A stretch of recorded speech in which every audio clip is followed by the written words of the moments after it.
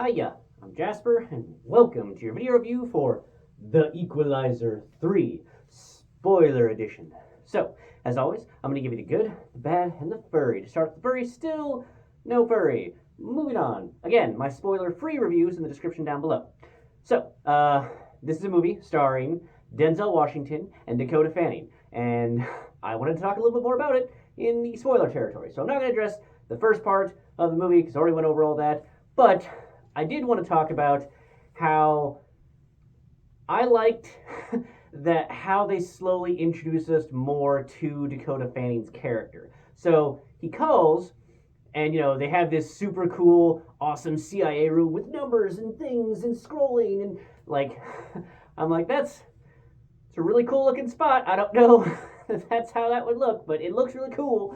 So and then we pull back, and then some random person answers. And honestly, this is probably bad on me, but it's been so long since I've seen Dakota Fanning in anything. I feel like the last thing I saw her in was one of the Twilight books.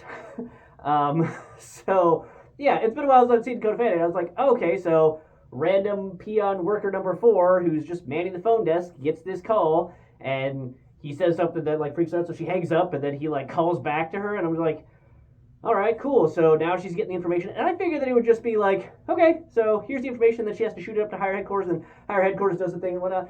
And then I saw her at the house, and I'm like, wait a second. Oh, shit, it's Elle Fanning. And then I was like, wait, no. Wait a second. That's Dakota Fanning. Yeah! So that was my thought process. But I like that they did a bit of the investigation, and that she had that partner dude who was just fine, just kind of in the background doing his own thing. I appreciate that it didn't feel like they were trying to make a subplot with him of is he good, is he bad, whatever type of thing, because I feel like that would have complicated the things too much. So I'm glad that they did not do that. I also thought it was interesting that he got shot in the back with just a 22. And then that put him out of commission. But I will say that he clearly lasted many hours by driving away from that place, getting on a ferry, going to the next place, and driving. So yeah, but I also thought that wouldn't he know the gunpowder trick or whatever, or just be able to do something to fix that? And if you haven't seen the movie yet, why are you watching this review? But sure, if you haven't seen the movie yet, when you watch it, when they were taking the bullet out of his back, am I the only one that didn't actually see them take anything out of his back? I saw them go digging for it, but I didn't actually, I saw him remove the tweezers, but I didn't see a bullet in there. And yeah, maybe it's because it was a 22, but I thought I would see a bullet. So, am I crazy that happened? I mean, maybe they'll CGI it in when it comes out on streaming or something. I don't know. But point is that, sure, an excuse to get him with these guys. Also, I like the way that they explained away the very big coincidence of the guy that happened to find him is the son or the friend or whatever of a dude who happens to be a doctor guy who they decide not to take him to a hospital, and they just fix him up there, because that seems like a really big coincidence. But I like that they established in the shitty opening that they're hey, everybody is exactly where they need to be, type of thing. And then he gets here, and the doctor says basically that same line to him. And it's just see? It's sometimes it's destiny, sometimes it's the universe. People are where they need to be, type of thing. And I liked that. Overall, I don't know if I necessarily agree with that message, or just however I'm misremembering the quote at this time, but I do like how that, in my opinion, helped to bring it together and make it live within their universe more logically.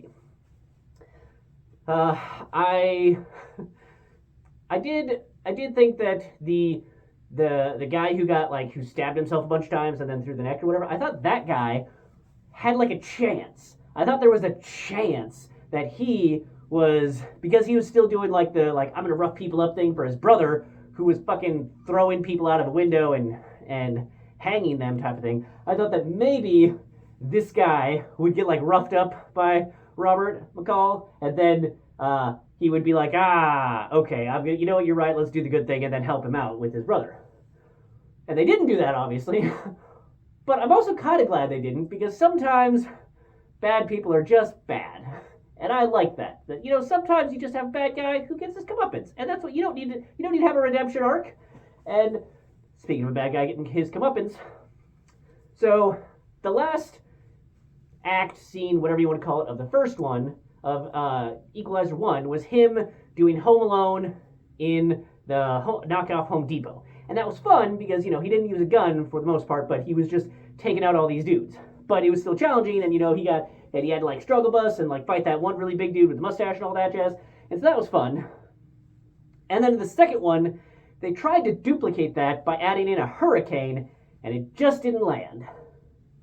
So I like that with this one, they were like, look, you've all seen it twice before. We hinted at the beginning of this one, that at the beginning of the second one, that he could take out all the people. Like, we showed it at the, okay, so you have it at the end of the first one with the Home Depot scene, and then you have him going to the, like, Russian mafia bosses, like, in Russia, taking them out. Then you have the opening scene of the second one where he takes out all the people on the train, and then you have the ending scene where he's taking out even special forces guys, and then, I don't think there's anything after that, but, and then this one, you have the opening of him taking out the whole vineyard. So, we know that he's going to be able to take out an entire compound of people. And yes, I still stand by, I would have liked to have seen a bit more of him taking those people out as opposed to, like, the memory flashbacks. I still would have liked to have seen that, or at least have it be shot less slowly. But I'm glad that they didn't have us see the whole other thing, or, like, that they didn't make it look like it was hard. Because all this history that we've seen, let alone all the history that is hinted at and implied with his ability, this dude's compound should not be difficult. And it wasn't. And I like that. Like, I still like that we got to see him, like, sneak up on people, and how he just, like, comes out of nowhere and then how he used kind of a different method with each person, not shied away from the guns. But I do like that they just, like, this is his thing. This is what he does and can do. This is not a challenge for him. He puzzles it out, and then he goes in. And I really liked that, because they could have gone the other route of having him have another big burly guy and have to fight him or whatever else, but they didn't. I wonder if it's going to be controversial that he gave the dude a bunch of his drugs and then released him and was like, you got less than 6 minutes before your heart explodes. And then he follows him out onto the street. And I didn't have it, obviously I wasn't, like, checking, you know, the time while this was happening, because I'm not an asshole who checks my phone in the theater. Fucking of y'all who do that. But it seemed like it might have been almost 5 minutes of movie time, you know? So he's following him out as he, like, struggles out of his house, and then down the road, and then and then he gets hit by the car, and nobody else, like, stops this dude from, like, following this dude who's clearly in distress. I don't know if they just recognize him because he's the asshole who lives up the road or what, but I was fine with it because this is a guy who you want to see suffer, and he does. And I just wonder if it's going to be controversial that, like, normally McCall is, like, about, he's giving justice by, like, you know, killing the bad people who have done the very, very bad things, but this is, like, making this dude suffer for a long time and then expiring. So, you know, it's kind of one of those things where, like, the hero's fighting the bad guy and they're, like, kicking each other's asses, and then the, like, bad guy drops swords, like, oh, I'm unarmed, you can't kill me. And then the bad guy, like, morally can't kill him because he's unarmed. But, oh, if he shoots him, then it's like, oh, how could you do that? It's like, well, because he was a fucking bad guy, and as soon as he got another weapon, he'd try and kill me, type of thing. So, I also, especially when he got out onto the street and got hit by the car, for a second I was like, ooh, are they going to have an ambulance come and save him, and then they're going to have, like, then he's going to have to fight a whole bunch more people? Is that going to be the like, big thing where he does have the struggle? Nope. Nobody else helped, and he just wandered, like, struggle bust away, and then collapsed, and there you go. And then he's dead. And you know what? I like that. I really, really liked the small town feel of this Sicilian little town on the coast. I thoroughly enjoyed the people, because you had the same people. Like, they did such a good job of establishing this as a small town by having, you know, a lot of the same extras, and he goes through his routine. There's differences, but there's so much, like, it's the daily life of this, you know, utopia little town that's getting invaded by the cancer of the mafia.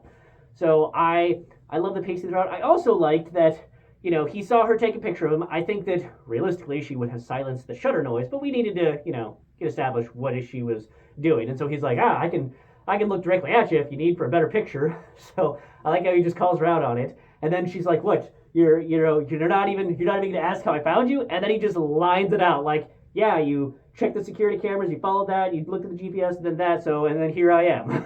So I love that he's just up to date on all this. He's just like, yep, I know exactly how you found me, so that's why I'm not surprised.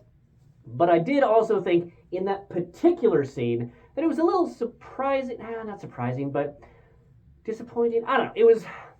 I'm not sure how I feel about the fact that she was like, oh, you're a person of interest, and you know all these things. And how do you know all these things? And he's like, I'm a retired person. And she's like, I'm gonna investigate you, McCall. Like, I know your name, and I'm gonna go investigate.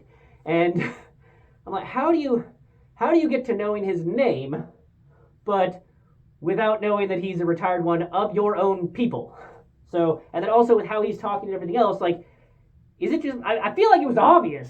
Like, even to people who haven't seen the other movie, I feel like it would be obvious at this point that he used to work for that agency. And she's just being willfully ignorant to have that church scene later. But, that being said, I did like the book ending of it where she's like, you're a person of interest. He's like, no, I'm an interesting person. And then when she comes back at the church thing, she's like, I've decided that you are an interesting person and not a person of interest. And so I liked that. That made up for the, like, would that have been, so that was fun. And like I said, I loved every scene with Dakota Fanning in it because she's fantastic. And yeah, was anybody else surprised that the dude got his hand cut off, like the police chief? Like, he's like, I'm the leader of all the police in the whole country. You can't do shit to me. And they're like, oh, really? Chop, chop, chop. Thanks for the hand. So that surprised me that he would do that, because the police chief was just so confident that, like, you're all barbarians and you're going to be treated as barbarians. And then they're like, okay, well, we're going to cut off your hand but not kill you. Which just seems to me that he set up a thing where the police would just roll in force and just clear out that whole thing, even if McCall hadn't done his thing. So, but maybe it's just wishful thinking on my part that if you cut off the hand of the police chief, that bad things would happen to you. So, but again, really like this movie. Those are just some of the things that I wanted to point out that I really enjoyed. I also like that they did a really good job of establishing how long he'd been doing this thing, because he starts off and he's got, like, he can barely make it down the stairs with the cane, and then you see him walking a little bit faster with the cane, and then you see him without the cane but walking, and then you see him, like, jogging a little bit. And I love that progress to show, like, that's such a more effective way of showing time has passed rather than the clunky dialogue options that are often there. And yeah, and I would say the only even possibly clunky way of doing it, and I don't think that it had to do with, it didn't feel clunky because he was pointing out exactly how she found him, but he said, 2 weeks, you rewound the tapes 2 weeks to see blah, blah, blah, blah, blah, of how she found him. And that was a natural way of saying how long it's been without just clunking it up with dialogue. So that was a smooth dialogue, not clunky dialogue. But yeah, that's all I have for this one. Really enjoyed it, but that's all I have for this one. Thanks for coming. Thanks for watching. Hope to see you at the next one. Bye.